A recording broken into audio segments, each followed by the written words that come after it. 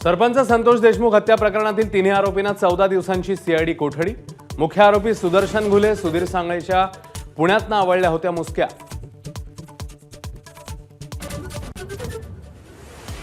परभणीमध्ये संतोष देशमुखांच्या हत्येच्या निषेधार्थ सर्वपक्षीय मोर्चा। सत्ताधारी आणि विरोधकांकडून धनंजय मुंडे यांच्या राजीनाम्याची मागणी। संतोष देशमुखांच्या कुटुंबियांना धक्का लागला तर धनंजय मुंडेंना रस्त्यावर फिरू देणार नाही, मनोज जरांगे यांचा थेट इशारा। संपूर्ण घटनेचा खरा सूत्रधार धनंजय मुंडेच, भाजपच्या नरेंद्र पाटील यांचा गंभीर आरोप। संतोष देशमुखांच्या हत्येचा व्हिडिओ आकाच्या आकाने बघितला तर तुमचीही जेलवारी नक्की, परभणीत भाजप आमदार सुरेश धस यांचा इशारा।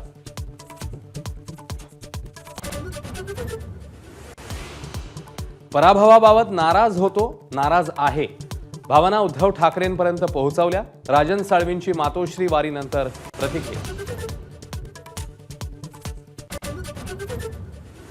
छत्तीसगडमध्ये 2 दिवसापासून बेपत्ता असलेले पत्रकार मुकेश चंद्राकार यांची हत्या। ठेकेदाराने हत्या केल्याचं उघड, आतापर्यंत 4 जणांना अटक। उमरेडच्या जंगलात वाघीण आणि तिच्या बछड्यांना घेरल्याप्रकरणी जिप्सी चालक आणि गाईड्सवर निलंबनाची कारवाई। वन्यप्रेमींनी व्यक्त केला होता संताप।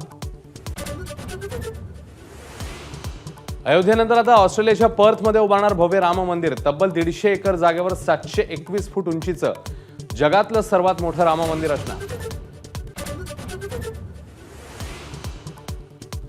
5व्या कसोटीत ऋषभ पंतचे 29 चेंडूमध्ये आक्रमक अर्धशतक, पण भारताच्या दुसऱ्या डावात दिवसाअखेर 6 बाद 141 धावा।